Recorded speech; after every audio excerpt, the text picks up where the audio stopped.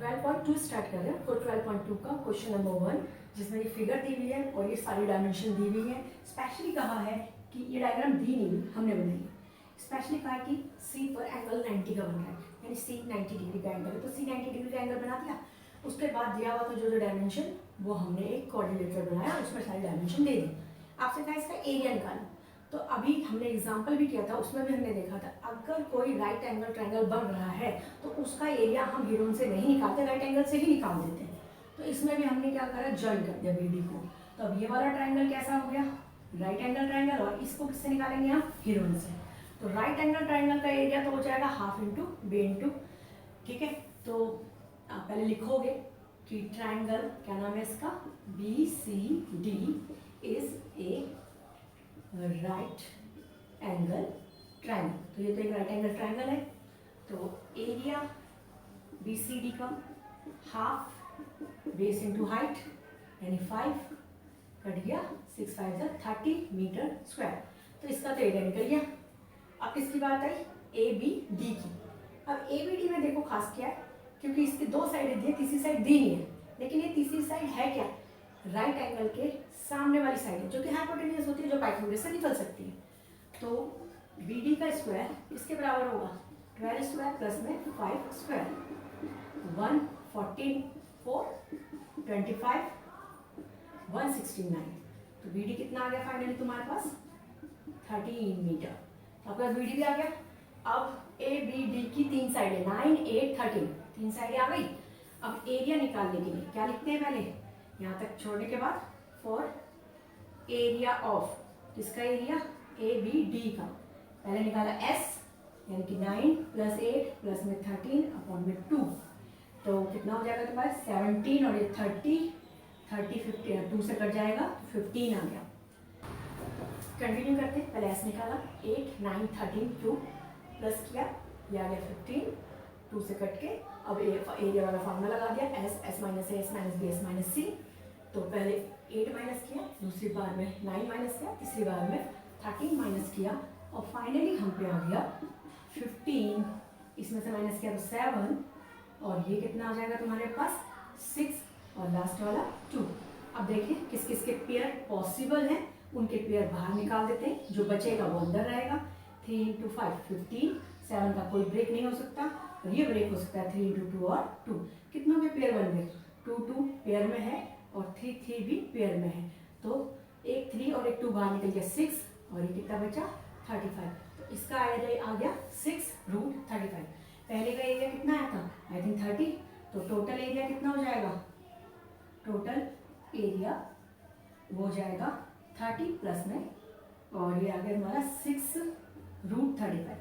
देखो 36, और ये जब 36 का रूट 6 होता है, 36 का स्क्वायर रूट कितना होता है 6, तो 35 बहुत आसपास है, तो आप 5.9 लिख सकते हो, कोई आपको मना नहीं करेगा। तो 35 कितना होगा 5.9। अब इससे मल्टीप्लाई करके क्या कर देंगे हम, इसे ऐड 9 6 54 5 कैरी 6 5 30 और ये कितना हो गया 35.4। तो प्लस आके आ गया आपके पास 65.4 मीटर। 5.2 का क्वेश्चन नंबर 2 है। इसमें एक फिगर दी हुई है आपको, जिसमें सारी डायमेंशन दी हुई है। फिगर नहीं भी दी हुई तो सारी डायमेंशन दी है, जो आपने खुद बना लिया। उसने कहा कोऑर्डिनेटेड ABCD है, जिसमें ए बी इतना है, बी सी इतना है, ए सी इतना है, बी सी इतना है, सारी की सारी दे रखी है। लेकिन कोई सा भी ऐसा नहीं स्पेसिफाई नहीं किया कि कोई राइट एंगल है या नहीं है। तो कोई भी राइट एंगल ट्राइंगल नहीं है, सब नॉर्मल है। तो यानी ये ट्राइंगल भी हीरोइन फार्मूला से सॉल्व होने वाला है, और ये ट्राइंगल भी हीरोइन फार्मूला से सॉल्व होने वाला है। तो पहले ABC को देख लेते हैं। फॉर क्या लिखेंगे, for area of triangle ABC। ABC के एरिया के लिए तो पहले S निकाला, तो कितना आ गया 3 5 प्लस 4 अपॉन 2 5 4 9 9 3 12, यानी 6 आ गया ये कट के। अब आ गया इसका एरिया, तो 6 में से 3 पहले 6 में 3 माइनस किया 3, 5 माइनस किया 1, और ये 2 6 6 दो बार 6 यानी 6 सेंटीमीटर स्क्वायर। बहुत ही आसान था पहला पार्ट।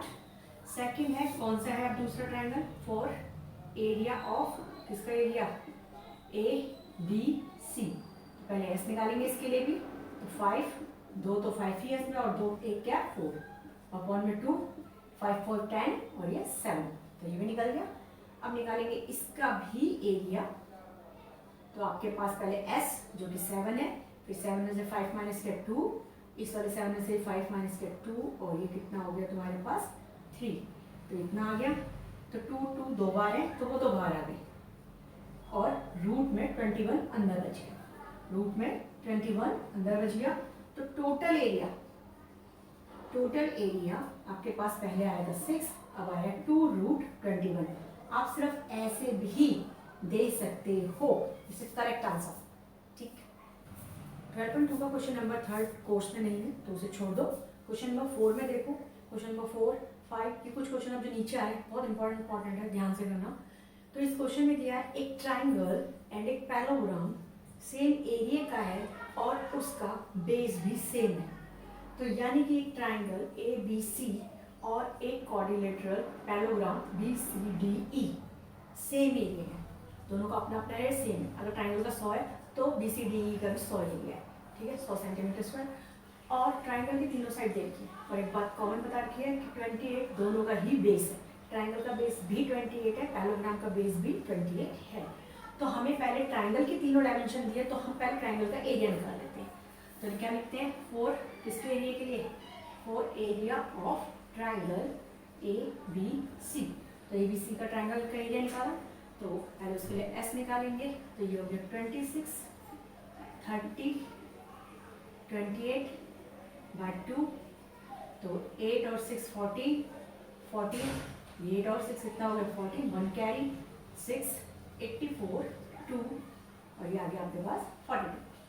तो अब एरिया वाला एरिया में फार्मूला लगाओगे तो S minus A, S minus B, S minus C, इस तरह से क्लियर होगा। आप ओपन कर लो, 42 को कर सकते हो 7 इंटू 6, खुल गया 7 इंटू 6, 7 6 42 होता है।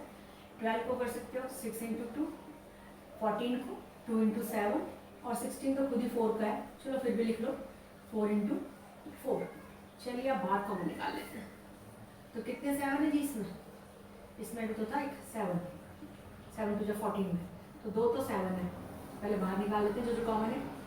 2 7 है बाहर आ गए, 2 6 है बाहर आ गए, 2 2 है बाहर आ गए, और एक 4 सारा आ गया, और सॉल्व करके आ गया 336 सेंटीमीटर स्क्वायर। ओके, अब उसमें ये भी कहा था कि यही एरिया ऑफ पैराग्राम है। एरिया ऑफ पैराग्राम में क्या है 336। पैराग्राम का फार्मूला होता है B इंटू H, तो बेस तो सेम ही है जो 28 है, और हाइट उसने हमसे मांगी थी तो हम 336 लिख लिया। बेस इंटू हाइट इक्वल कितना 336, क्यों है क्योंकि एरिया सेम था।